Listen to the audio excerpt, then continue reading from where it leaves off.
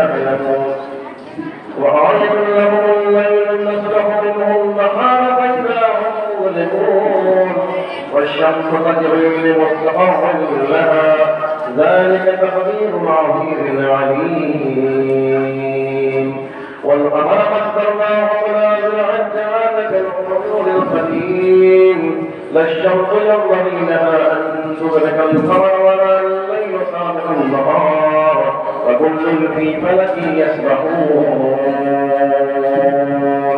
وعلم لهم أنا عملنا ذريتهم في الفلك المشحون وخلقنا لهم من مثله ما يركبون وإن نشأ نغرقهم فلا طريق لهم ولا هم ينقذون إلا رحمة منا ومطاعا إلى حين فإذا قيل لهم اتقوا ما بين أيديكم وما خلفكم لعلكم ترحمون وما تأتيهم من آية من آيات ربهم إلا كانوا عنها معرضين وإذا قيل لهم انفقوا مما رزقكم الله قال الذين كفروا للذين آمنوا أطعموا من يشاء الله أطعمه إن أنتم إلا في ضلال مبين ويقولون متى هذا الوعد إن كنتم صادقين ما ينظرون إلا بينة واحدة تأخذهم وهم يتسلمون فلا يتبعون توفيتهم ولا إلى أحدهم يرجعون ونفخ في الصور فإذا هم من الغيلات إلى ربهم يحزنون قالوا يا ويلنا من وهبنا من مرقدنا هذا ما وعد الرحمن وصدق المرسلون إن كان إلا سيئة واحدة فإذا هم جميع لدينا محضرون فاليوم لا تظلم نفس شيئا ولا تجزون إلا ما كنتم تعملون إن أصحاب الجنة اليوم في شغل فاكهون هم وأزواجهم في ظلال الرائح متكئون لهم فيها فاكهة ولهم ما يدعون سلام قولا من رب رحيم صدق الله العلي العظيم اللهم صل على محمد وآل محمد وعجل فرجهم بسم الله الرحمن الرحيم لا حول ولا قوة إلا بالله العلي العظيم وبه نستعين صلى الله على سيدنا محمد وآله الطاهرين صلوات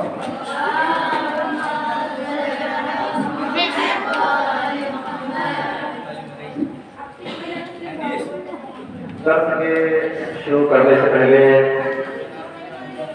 تمام لوگوں سے التماس ہے کہ ایک مرتبہ سورہ الحمد کی مرتبہ سورہ توحید کی تلاوت فرما کر جملہ مومنین و مومنات حاضرین مجلس کے مرحومین اور مرحومات خصوصاً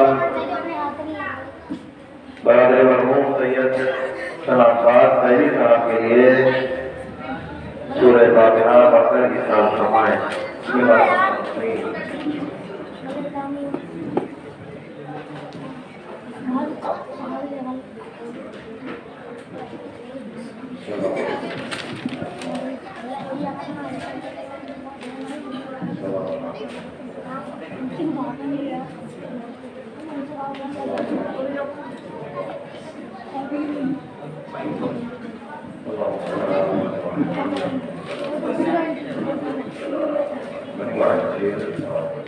محمد وآل محمد صلوات اللهم صل على محمد وآل محمد وعجل فرجهم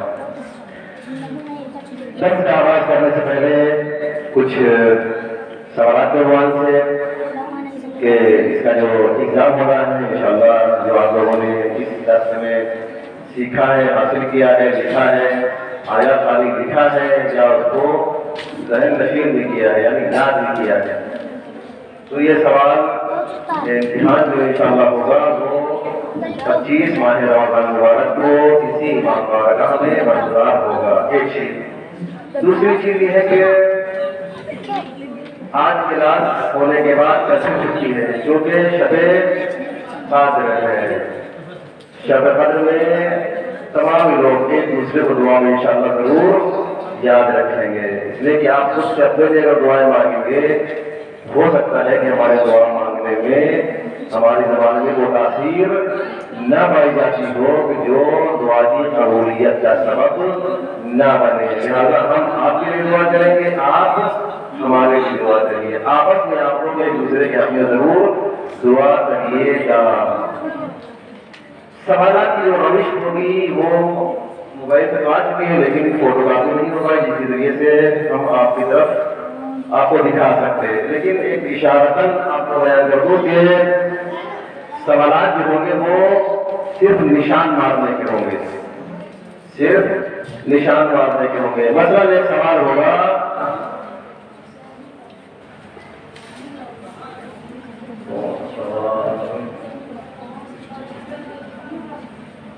یاد ہے آپ کو پچھلا سوال کس چیز سے متعلق تھا؟ نہج البلاغہ کے عنوان سے، ٹھیک ہے۔ مثلا سوال آ سکتا ہے کہ نہج البلاغہ لکھنے والے کا نام ڈیش ڈیش ڈیش ہے، ٹھیک؟ نہج البلاغہ لکھنے والے کا نام نیچے لکھ دیا جائے گا، سید مرتضیٰ، سید رضی، شیخ وفیر، شیخ انصاری مثلاً۔ تو جو جواب صحیح ہوگا اس کے اوپر آپ ٹک کا نشان لگائیں گے یا اس کو کالا کر دیں گے۔ سوالات جو ہوں گے وہ ایک ترتیب ہوں گے، ایک سوال الف ب ج دال، ٹھیک؟ سوال نمبر 1 مثلاً نہج البلاغہ لکھنے والے کا نام کیا ہے؟ الف سید مرتضیٰ مثلاً، ب سید رضی مثلاً، جیم شیخ وفیر مثلاً، یا مثلاً دال، ان میں سے کوئی نہیں یا کوئی ایک ہے۔ تو جو جواب صحیح ہوگا اس پہ آپ کو نشان لگانا ہے۔ ایک ہی پرچے پر سارے سوالات ہوں گے، تقریباً سوالات ہوں گے 50 عدد۔ کتنے سوال ہوں گے؟ 50۔ گھبرانے کی بات نہیں، 50 سوال یعنی 50 منٹ، اس زیادہ تو نہیں ہے۔ سوال پڑھیے اور آپ کے ذہن میں جو آپ نے یاد کیا ہے اس میں پڑھیے کون سے جواب صحیح ہے۔ کبھی کبھی ہوگا کہ ایک ہی جواب صحیح ہے، کبھی کبھی ہوگا کہ نہیں 3 اوپر کے جواب جو ہے تینوں صحیح ہے، تو نیچے مثلا سب صحیح ہے، یا تینوں غلط ہے نیچے مثلا سب غلط ہے تو نیچے کا جواب صحیح ہوگا، ٹھیک ہے؟ یہ سوال کے شرط پتہ چل گئی۔ تو پہلا چیز یہ کہ سوال جواب انشاءاللہ امتحان جو ہوگا وہ 25 رمضان المبارک کو ہوگا۔ 23 رمضان اور 24 رمضان کو کلاس رہے گا۔ 23 رمضان یعنی پرسوں اور نرسوں یہ 2 دن کلاس بہرحال رہے گا۔ اس میں مطالب بہت سے ہیں لیکن ہم ہر جگہ سارے مطالب کو بیان نہیں کر سکتے، لیکن جہاں تک امکان ہے ہم وہاں تک انشاءاللہ پہنچیں گے۔ ابھی صرف ایک کتاب کے مورخ ہوئی نہج البلاغہ کی، ہم چاہتے تھے کہ آپ کے سامنے صحیفہ سجادیہ کو لے کے آئیں، مفاتیح الجنان کو بھی تذکرہ کریں، یا مثلاً کتب اربعہ مثلاً تہذیب ہے، کافی ہے، الاستبصار ہے۔ یہ تمام کتابوں کے نام حد اقل کیا ہے اور ان کے لکھنے والے کا نام کیا ہے وہ ہمارے ذہن میں ہونا چاہیے۔ اگر یہ ذہن میں بات آ رہی کہ امتحان کب ہوگا، سوالات کیسے ہوں گے، یہ انشاءاللہ مطمئن ہے۔ کل شب قدر کے عنوان سے نماز درس میں تعبیر رہے گی، پرسوں 8:30 بجے اور نرسوں یعنی 23 رمضان اور 24 رمضان کو کلاس برگزار ہوگا اور 25 کو انشاءاللہ اس کا ایگزام لیا جائے گا، ٹھیک ہے؟ محمد صلی اللہ علیہ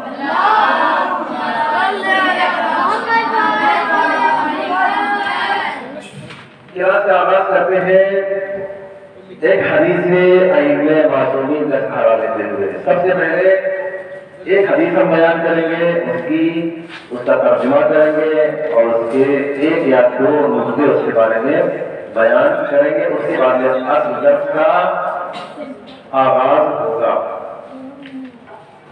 ہمارے بات کے آخری امام حضرت امام علی الرضا علیہ السلام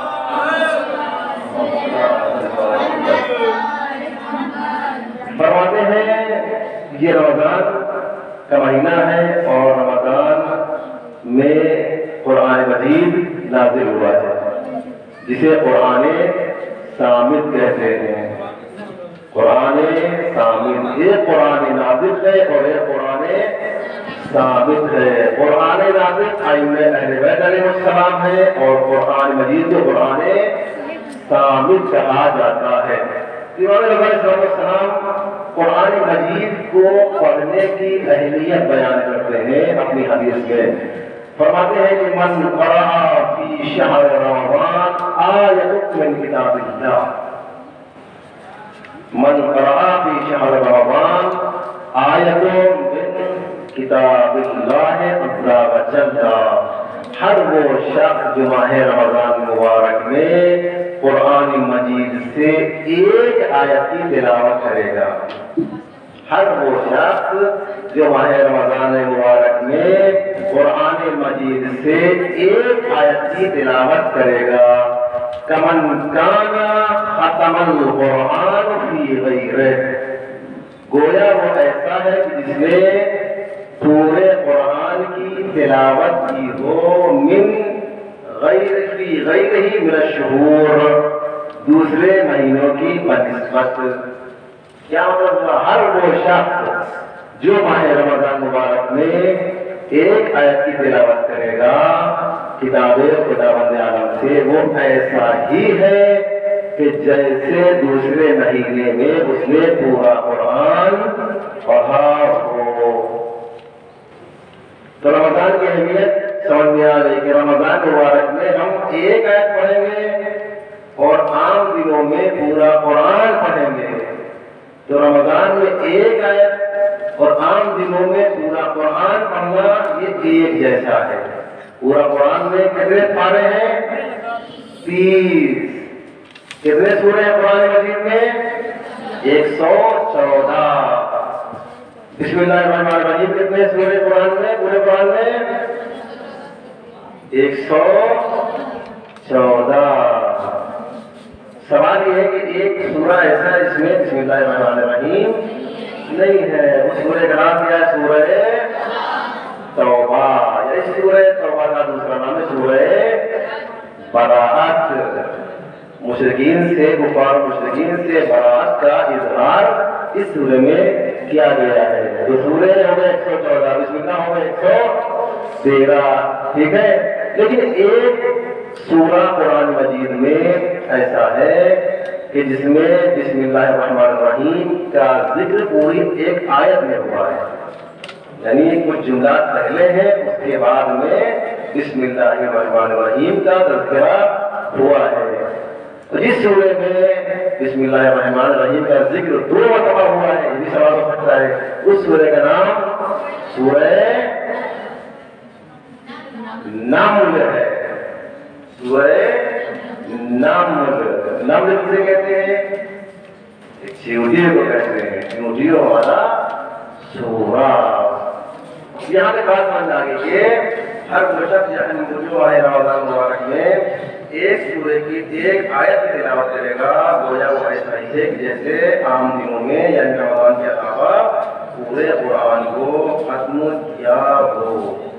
اس سے ماہ رمضان کی اہمیت واضح ہو جاتی ہے۔ اب آگے بڑھتے ہیں کہ جو ہم روزہ رکھتے ہیں، ہم روزہ رکھتے ہیں، آپ نے سبھی انشاءاللہ ماشاءاللہ سے روزہ رکھتے ہوں گے، تو آپ نے کبھی یہ غور کیا کہ روزے سے مراد کیا ہے؟ کبھی آپ نے غور کیا کہ روزے سے مراد کیا ہے؟ کہ روزے سے مراد رضایت پروردگار ہے، رضایت خداوند متعال ہے۔ تو قرآن مجید پڑھتے وقت غور کرنا ہے کہ رمضان کے آخر لمحے تک شب 30 رمضان مثلاً جتنا ہو سکے اتنی تلاوت قرآن کیا جائے۔ کبھی کبھی ایسا ہوتا ہے کہ ہم خالی قرآن پڑھتے ہیں، ترجمہ نہیں پڑھتے یا نہیں پڑھ پاتے، لیکن یہ ثواب آپ کو قرآن سے پڑھنے کا اللہ ہی ملنا ہے، آپ ترجمہ نہ بھی پڑھیں۔ ایک آدمی گزرے، ان کے بیٹے نے ان سے سوال کیا کہ ہم خالی قرآن پڑھتے جاتے ہیں، خالی قرآن پڑھتے جاتے ہیں، ترجمہ نہیں کرتے، گویا ہم کو سمجھ میں نہیں آتا ہم کیا پڑھ رہے ہیں۔ تو ایسی صورت میں اس قرآن کے پڑھنے کا فائدہ کیا ہے؟ تو انہوں نے جو مثال دی ہے وہ مثال ہمارے اور آپ کے سامنے بالکل واضح ہے. ہمارے اور آپ کے گھروں میں پہلے ابھی کچھ گھروں میں جھوائیاں ہوتی ہیں. جھوائی دیکھا ہے جس میں کوڑا کرکٹ اٹھا کر کے پھینکا جاتا ہے. تو آیت اللہ نے اپنے بیٹے سے کہا کہ جھوائی لے کے آؤ اور اس کے اندر پانی ڈالتے رہو، پانی ڈالتے رہو. پانی رکے گا اس کے اندر؟ نہیں رکے گا.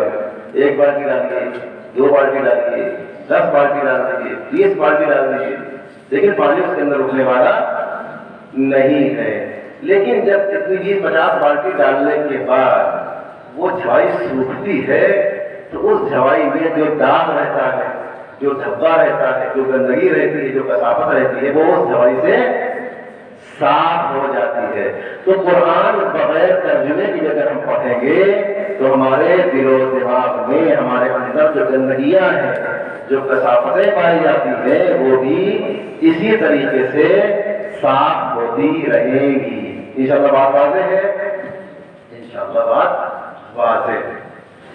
پچھلے درس میں بیان کیا گیا تھا نہج البلاغہ کے عنوان سے اس کی حقیقت اور کہ جسے سید ربیع علیہ الرحمہ نے جمع کیا ہے. اس میں کچھ مولا کائنات کے خطبات تھے، کچھ مکتوبات تھے اور کچھ کلمات شفاعت تھے جسے چھوٹے چھوٹے کلمے کہتے ہیں. اور چھوٹے چھوٹے کلمے بھی اس کے اندر معنی و مقصد بہت بڑا بیان کیا گیا ہے. آگے درس کو بڑھاتے ہوئے نہج البلاغہ میں مولا کائنات نے ہر اعتبار سے جو سائنس آج زور پر ہے، 1400 سال پہلے امام علی علیہ السلام نے اس کے بارے میں بیان کیا تھا. وہ سارے وجوہات مثلاً اس زمانے میں آپ نے آج سے 20-30 سال پہلے کا اگر جو لوگ بڑے ہیں بزرگ ہیں ان سے آپ پوچھیں کہ اگر کوئی کہتا تھا کہ مثلاً لوہا آسمان میں اڑے گا تو سامنے والا کہتا تھا یہ بیوقوفی کی بات کر رہے ہیں، یہ ایسا ہو نہیں سکتا. لیکن دور حاضر میں آپ دیکھیں پورا کا پورا جہاز 500 سواری 1000 سواری کو لے کے آسمان سے ایک ملک سے دوسرے ملک پرواز کرتا رہتا ہے. سوال ہوتا تھا کہ آنے والے دور میں ایک آلہ ایسا آئے گا کہ جس کے ذریعے سے جیب سے گانے کی آوازیں آئیں گی، لیکن یقین نہیں ہوتا تھا. لیکن آج ہمارے سامنے موبائل کی صورت میں وہ آلہ موجود ہے. بچے بیٹھ کر کے صرف اسی میں لگے ہوتے ہیں. دنیا کی جہاں کی خبر گویا اسی کے اندر سمو دی گئی ہے. میری عزیز خواہران اس بات کی توجہ دیں کہ موبائل سے بچوں کو بہرحال روکنا ضروری ہے. آپ یہ نہ سمجھیں کہ بچے اگر موبائل سے ہم بچا لیں گے، یعنی موبائل اگر نہیں لیں گے تو ہم کام نہیں کر سکتے ہیں، وہ چپ نہیں رہ سکتے ہیں. پہلے کیسے لوگ چپ رہتے تھے؟ پہلے کیسے کام ہوتا تھا؟ سب کام بھی ہوتے تھے، بچے بھی پڑھتے تھے، ساری چیزیں ہوتی تھیں. ایک دوسرے نے اپنے دادا سے کہا کہ پہلے زمانے میں آپ لوگ زندگی کیسے گزارتے تھے؟ نہ موبائل تھی، نہ ٹیکنالوجی کا زمانہ تھا، اور نہ ادھر سے ادھر بات کرنے کے وسائل تھے. یہ زندگی آپ لوگوں کی کیسی اپس زندگی تھی؟ تو انہوں نے بہت پیارا جواب، بہت حسین جواب دیا کہ جیسے آج کے زمانے میں موبائل ٹیکنالوجی کا زمانہ ہے، اس زمانے میں یہ سب نہیں تھا. لیکن نماز تھی، روزہ تھا، بڑوں کا احترام تھا، چھوٹوں کا احترام. حقیقی عبادت نہیں ہے.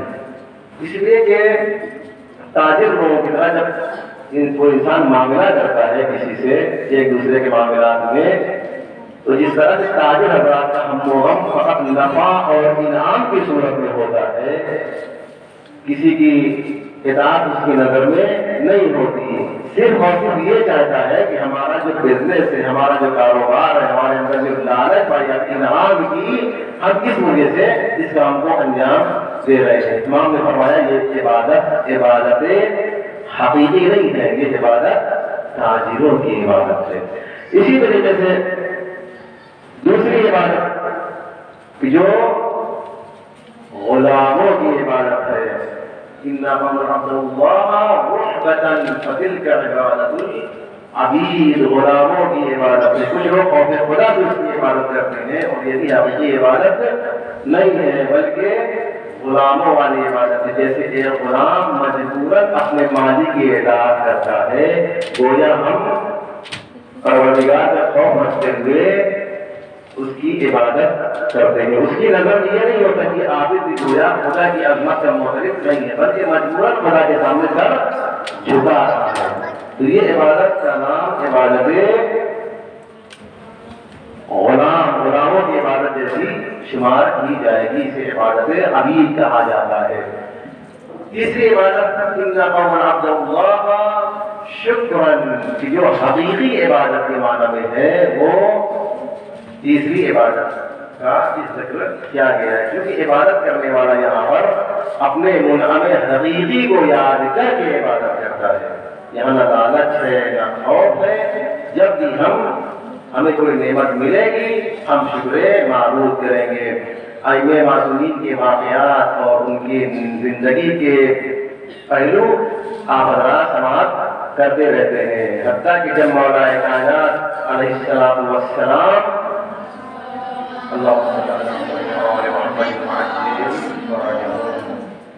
اگر ان کو کوئی نعمت ملتی تھی تو شکر معروف کرتے تھے. حتیٰ کہ کسی مردے کو زندہ دلانا ہوتا تھا تو 2 رکعت نماز پڑھتے تھے اور کوئی مشکل و پریشانی ان کے سامنے آتی تھی تو 2 رکعت نماز پڑھ کے بارگاہ خداوند عالم میں ہاتھوں کو پھیلا کر کے دست بدعا ہو کے اس مشکلات کے حل کے لیے دعا فرمایا کرتے تھے.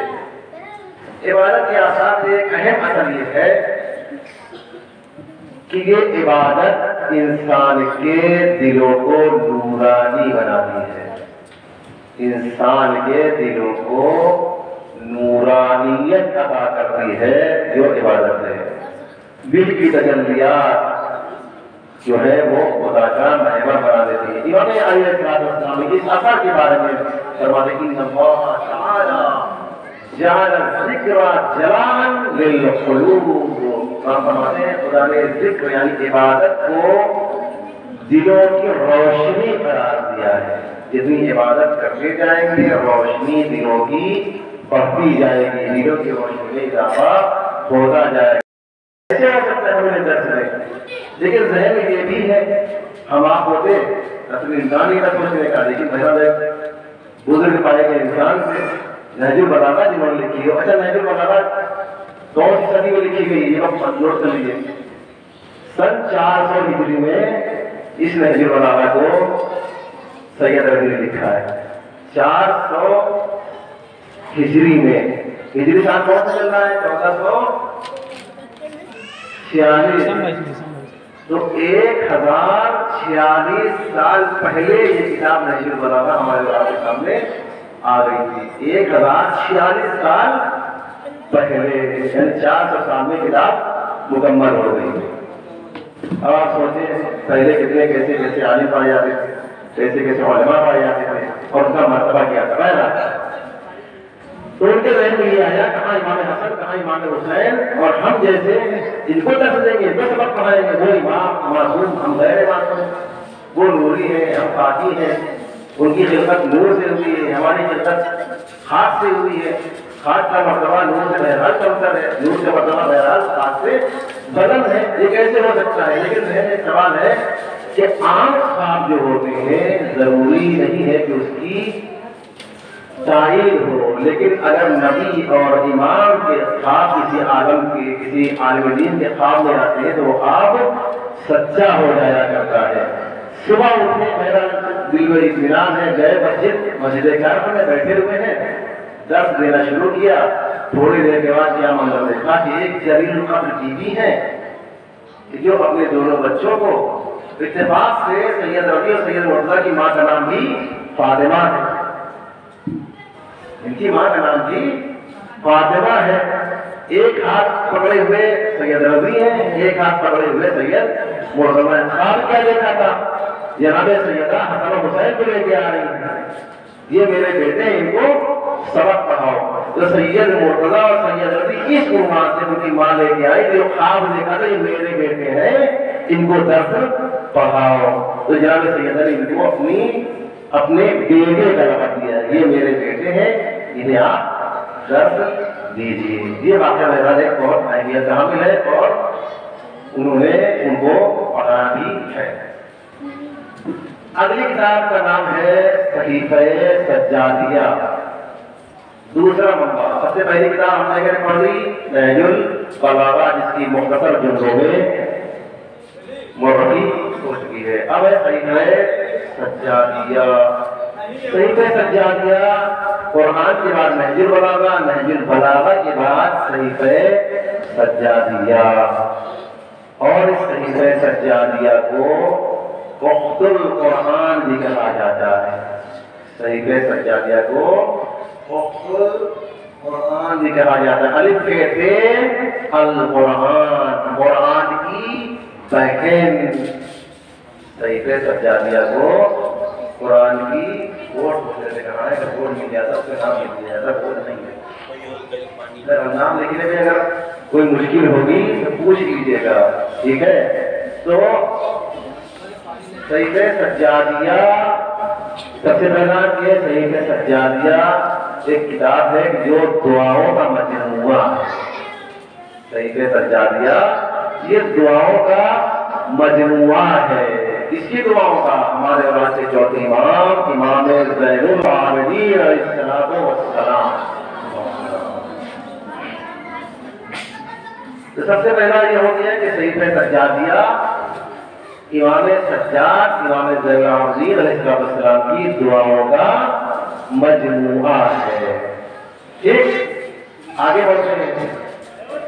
یہ کتاب یعنی صحیفہ سجادیہ، جسے اخت القرآن یا انجیل اہل بیت، تورات، زبور، انجیل، قرآن کے انجیل اہل بیت یا زیور آل محمد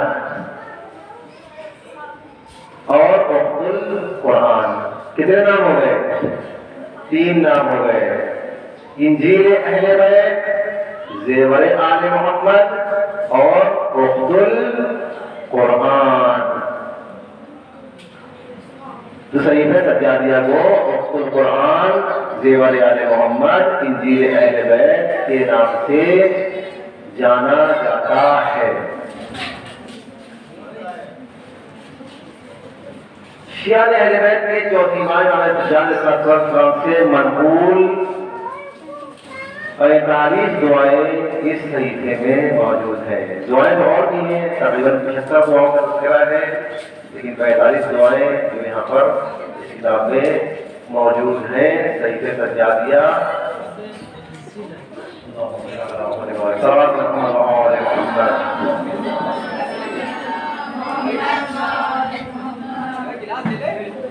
صحیفہ سجادیہ کے کتنے نام ہو گئے؟ انجیل اہل بیت، زیور آل محمد اور اخت القرآن۔ صحیفہ سجادیہ قرآن اور نہج البلاغہ کے بعد اہل تشیع کے یہاں اہم مرتبے کی مانی جانے والی کتاب ہے۔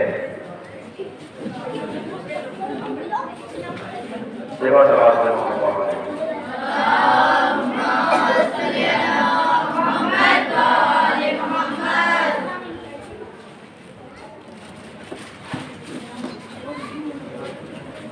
اگر نام نہ لکھ پائے ہوں گے تو پوچھ لیجیے گا، حتماً پوچھیے گا، ضروری ہے کہ نام لکھیے۔ جب نام لکھیے صحیح آپ کریں گے تو زیادہ فائدہ ہوگا، اگر نام نہیں غلط ہوگا تو ظاہراً مشکل پیش آئے گی۔ امام سجاد علیہ السلام نے اپنی دعاؤں کے آغاز میں سب سے پہلے تقریباً ساری دعاؤں میں سب سے پہلے حمد و ثنا کی۔ ہر دعاؤں میں امام سجاد علیہ السلام سب سے پہلے حمد و ثنا الہی کا تذکرہ کرتے ہیں، پھر دعا کو آگے بڑھاتے ہیں۔ اب یہاں ایک مطلب اور ذہن میں آ گیا، امام علیہ السلام جب دعائیں پڑھتے ہیں تو سب سے پہلے کس کا تذکرہ کرتے ہیں؟ حمد پروردگار کا۔ ثنائے الہی کا، لہذا ہمیں چاہیے کہ اپنی دعاؤں میں جب بھی نماز کے بعد دعا مانگے تو سب سے پہلے حمد الہی ہو، اس کے بعد میں اصل دعا کی طرف آپ جو آپ کی ذہن دعائیں ہیں، جائز دعائیں ہیں، ان کا مطالبہ کیا جا رہا ہے، حمد و ثناء الہی کے بعد اس دعا کو مانگنا چاہیے۔ یہ ہم نہیں بتا رہے جی، امام سجاد علیہ السلام نے بتایا ہے۔ تقریباً ساری دعاؤں میں، اکثر دعاؤں میں، جتنی بھی دعائیں امام سجاد علیہ السلام کی صحیفہ سجادیہ میں ہے، سب دعاؤں میں سب سے پہلے حمد الہی کا تذکرہ ہے، حمد و ثناء الہی کا تذکرہ ہے، پھر ان کے اپنے کلمات ہیں جو ہمیں شامل کیے گئے ہیں۔ اور اکثر دعاؤں میں امام علیہ السلام نے صحیفہ سجادہ کی دعاؤں میں لفظ صلوات کا استعمال بہت کیا ہے۔ جو صلوات پڑھتے ہیں اللہم صلی علی محمد وآل محمد، تو تقریباً اکثر دعاؤں میں لفظ صلوات کا بھی کثرت سے امام نے استعمال کیا ہے۔ تو پہلی چیز کیا ہوگا، جب دعا مانگے تو حمد و ثناء الہی کے بعد دعا مانگے، اور ہر دعا سے پہلے صلوات پڑھیں، اور دعا جب مکمل ہو جائے تب بھی صلوات پڑھیں۔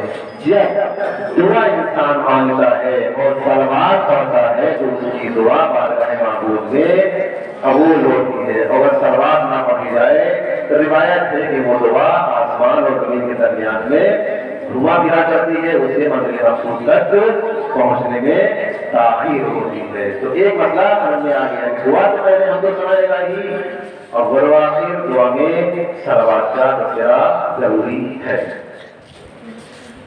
بہت سی دعائیں صحیفہ سجادیہ میں جن کا ذکر ہوا ہے، بعض دعائیں ایسی ہیں کہ جو سال میں ایک مرتبہ پڑھی جاتی ہیں، بعض دعائیں ایسی ہیں جو سال مہینے میں ایک مرتبہ پڑھی جاتی ہیں، اور بعض دعائیں ایسی ہیں کہ جو روز مرہ کی ہیں۔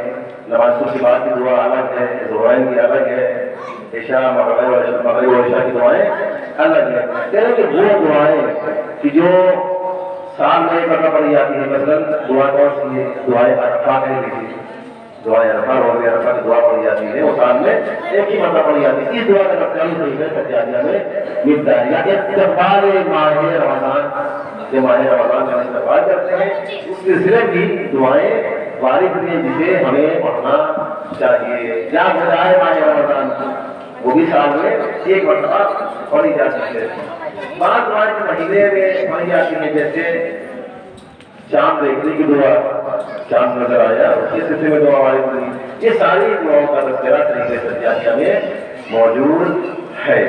دعا کے عناوین بھی مختلف ہیں، مثلاً دعا ہے اللہ کی حمد و ثناء کے بارے میں دعا پائی جاتی ہے، محمد اور آل محمد پر درود پڑھنے کے سلسلے بھی دعائیں وارد ہوئی ہیں، حاملین عرش و مقربہ فرشتوں کے سلسلے میں بھی دعائیں وارد ہوئی ہیں، اپنے باپ اور رشتہ داروں کے لیے سلوک سے متعلق بھی دعائیں وارد ہوئی ہیں، ہمارے درمیان ہمارے اوپر جو مشکل آ جاتی ہے تو مشکل کے حل کے لیے دعائیں وارد ہوئی ہیں، ایک انسان مقروض ہو گیا ہے اس قرض کی ادائیگی کے لیے دعائیں پڑھی جاتی ہیں، خدا کی پناہ مانگنے کے لیے دعائیں پڑھی جاتی ہیں، انجام بخیر ہو، ہماری زندگی کا خاتمہ بخیر ہو، اس کے سلسلے میں دعائیں پڑھی جاتی ہیں، توبہ کے لیے دعا پڑھی جاتی ہے، طلب حاجت کے لیے دعاؤں کا تذکرہ ہے، بیماری ہو جائے بیماری سے شفا یابی کی الگ دعا موجود ہے، طلب حاجت الگ دعا موجود ہے، ظلم سے بچنے کے لیے بہت سی دعائیں ہیں، وہ ساری دعاؤں کا تذکرہ ہے، راستے میں جا رہے ہیں کسی جانور کا خوف ہوا اس کے لیے دعائیں الگ پڑھی جاتی ہیں، شیطان کے شر سے بچنے کے لیے ان دعاؤں کا تذکرہ الگ موجود ہے، مصائب سے بچنے کے لیے ہمارے اوپر کوئی مصیبت آ جائے کوئی مشکل آ جائے تو ہم دعا مانگتے ہیں، صحیفہ سجادیہ سے ہم دعا کریں جو ہمارے واسطے چوتھے امام کی جمع کردہ کتاب ہے، دعاؤں کا مجموعہ ہے، تو شاید ہماری زندگی میں بہت سے تغیرات آ سکتے ہیں، سختیوں میں ہم پڑ گئے، مشکلات میں ہم پڑ گئے، ہماری مشکل یہ حل نہیں ہو رہی ہے، یہ مشکل ہماری حل نہیں ہو رہی ہے تو ہم دعا پڑھتے ہیں۔ ہمیں ایران میں زندگی گزاری ہے اور الحمدللہ آپ کی دعا سے گزار رہا ہوں، کبھی کبھی ہم نے مسجد جمگران میں رات میں دیکھا کے دروازے بند کر دیے گئے، لوگوں کو وہاں سے باہر کر دیا گیا۔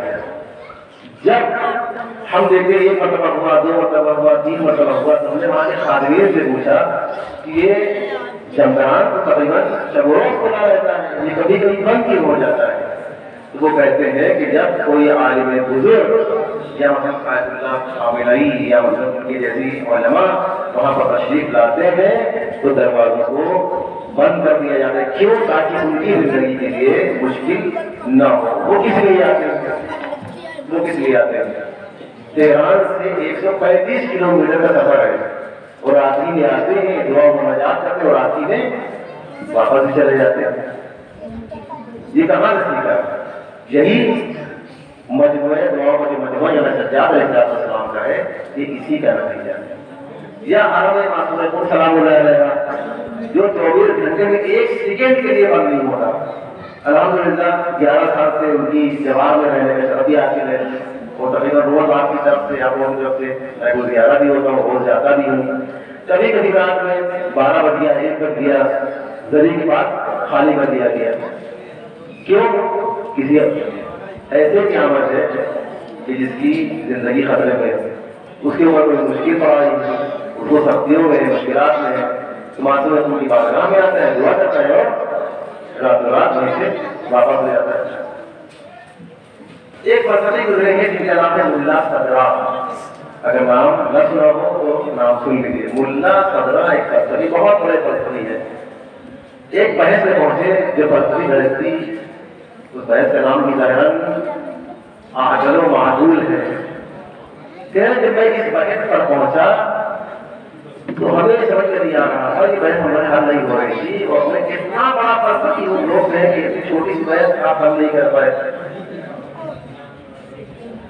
کہتے ہیں کہ انہوں نے معصوم خود کی بارگاہ کا رخ کیا، آئے رات میں شب داری کی دعا و توسل کیا، اس کے بعد جب گھر پہنچے ہیں، پھر سونے کے بعد جب اٹھے ہیں، اس دعا کو، اس سلسلے کو آگے بڑھانے کے لیے چند لمحوں میں ان کا کام مکمل ہو گیا اور کتاب کو لکھنے میں آگے بڑھ گئے۔ بہت سارے واقعات ایسے ہیں۔ ایک آیت اللہ بیمار ہوئے جو عراق میں رہتے تھے، عراق سے قم کا فاصلہ تقریباً 80 کلومیٹر کا ہے۔ وہ جا رہے تھے تہران کے واسطے کسی ڈاکٹر کے یہاں دکھانے کے لیے کہ ہمارا علاج وہی ڈاکٹر کریں گے، اس کے علاوہ کوئی علاج نہیں ہے۔ تو اس دور میں جبکہ معصوم خود کا حرم بھی بہت چھوٹا تھا، تو رات میں بند ہو جاتا تھا اور دن میں کھول دیا جاتا تھا۔ چلے وہ کچھ شراب کی روشنی بنائی کہ شراب کہاں جاتا ہے، تو ڈرائیور نے بتایا کہ یہ معصوم خود کا حرم ہے۔ کہنے لگے گاڑی نہیں روکیے، ہم پہلے معصوم خود کی بارگاہ میں جائیں گے، پھر ڈاکٹر دیا جائے گا۔ کہ رات میں وہاں پہنچے، رات میں خانہ معصومہ میں رہے، دعا و توسل مناجات جو بھی کی انہوں نے، کہ صبح جب وہاں سے نکلے ہیں وہ مرض جو ان کے اندر پایا جاتا ہے وہ مرض ختم ہو جاتا ہے۔ یہ کس چیز کے لیے؟ کیوں ہوگا؟ یہ دعا کا اثر ہے، اور دعائیں بڑی بڑی مشکلات حل کر دیا کرتی ہیں۔ معصوم فرماتے ہیں نعم السلام الدعا، انسان کے لیے بہترین اسلحہ جو ہے وہ دعا ہے۔ لہذا دعا کو اپنی زندگی میں اپنے لیے واجب کر لیجیے۔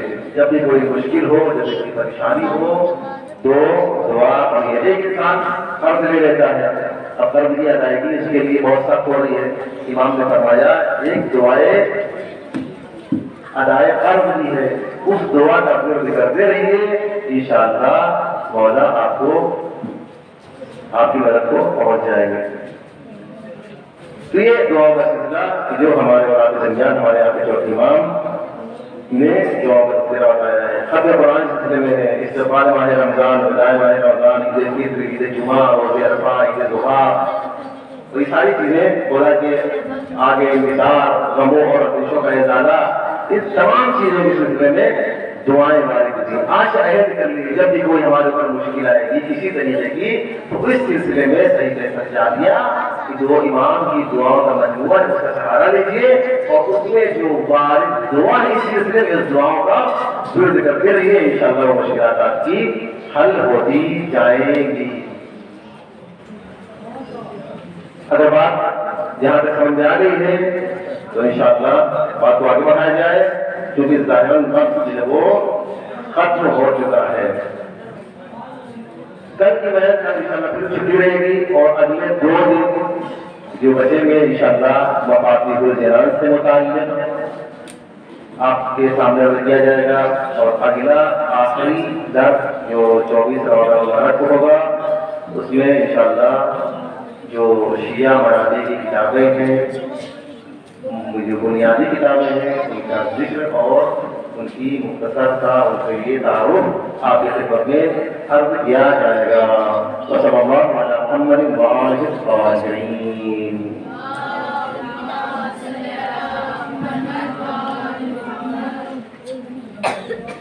اب سلسلہ پڑھاتے ہیں سوالات کی طرف۔ مردوں میں سوالات کے جواب دینے کے لیے تقریباً کوئی بھی نہیں ہے، یہ جو بیٹھے جو ہمیشہ ایسے ہی آج بیٹھ جاتے تھے آج ہی بیٹھ جا رہے ہیں، اور ہمارے سماج میں ماشاء اللہ سے ہمارے خاندان کا مرتبہ بہت بلند ہے، ہمیشہ آگے ہیں۔ خدا ان کی توفیقات میں اضافہ فرمائے، ان کی علم میں برکت عطا فرمائے، اور آگے آگے عالم دین میں اور علم دنیا میں ہر معاملے میں پرورش بچوں کی پرورش کے سلسلے میں ہر معاملے میں انشاءاللہ قدم کو آگے بڑھاتی رہے۔ سوال کا ایک سوال کرتے ہیں، کون جواب دے گا؟ جس نے جواب ابھی تک نہیں دیا وہ اگر میں سے کوئی ہے تو اٹھائے پہلے۔ 1 2 3 4 سب نے تقریباً جواب دیا ہے۔ ایک سوال کرتے ہیں،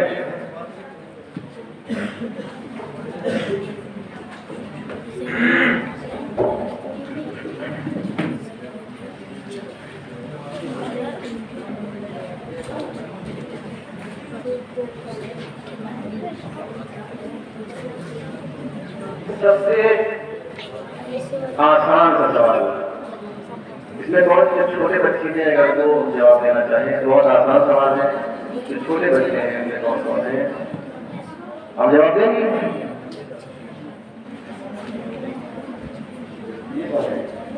آپ جواب دیں گے؟ اس پر جواب دیا آپ نے؟ آپ جواب دیں کہ نہیں دیا ہے؟ چلیے اگر آپ نے جواب نہیں دیا ہے تو ایک سوال آپ سے کرتے ہیں، آپ کا انشاءاللہ جواب دیجیے۔ صحیفہ سجادیہ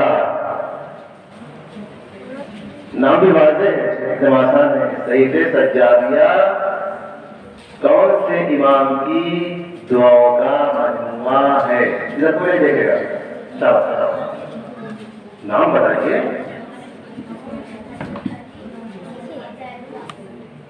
اللہم صلی اللہ علیہ وسلم۔ پیچھے تو لقمان نہ دیجیے، غلط بات ہے، اس طریقے کو معلوم ہے، آسان ہے۔ نام دیجیے اور سجاد کا لگا ہوا ہے، صحیفہ سجادیہ اور سجاد کا نام ہے، چوتھی والی کا نام ہے، یہ غلط بات ہے، غیر آتا ہے۔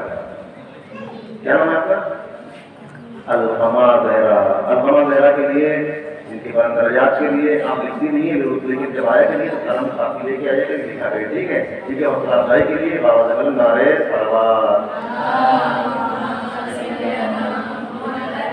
میں استاد محترم جناب تسلیم بدر صاحب سے درخواست کرتا ہوں کہ القما زہرا کو انعام سے نوازیں۔ محمد وآل محمد صلوات۔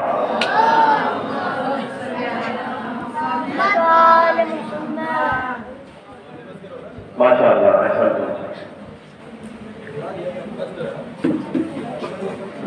ایک سوال اور ہے کہ جو سبھی کے لیے ہے، صرف ایک سے متعلق بچوں یا چھوٹوں سے نہیں ہے، وہ سبھی انشاءاللہ اس کا جواب دے سکتے ہیں۔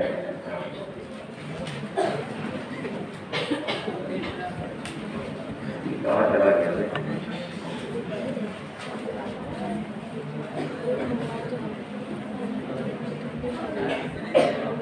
صحیفہ سجادیہ کی جو دعاؤں کا مجموعہ ہے کس کس ناموں سے مشہور ہے؟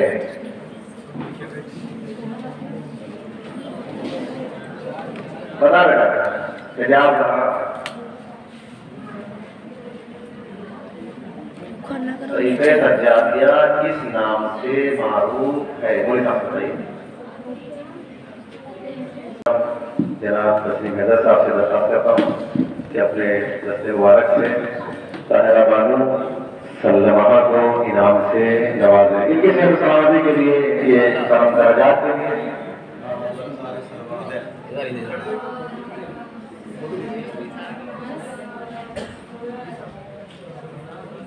جزاک اللہ احسنتم طیب اللہ. ایک سوال ہم اکثر سے کرتے ہیں، اگر ہمارے درس میں یعنی اس سبق میں اگر کوئی مشکل ہو بیان کرنے میں یا آپ کو لکھنے میں، تو بلا تکلف آپ دوران جلسہ بھی دوران کلاس بھی پوچھ سکتے ہیں. اسپیڈ اگر ہو اس کے بارے میں بتا دیجیے، زیادہ سلو ہے اس کے بارے میں بتا دیجیے، پوچھ لیجیے، کوئی مشکل نہیں ہے.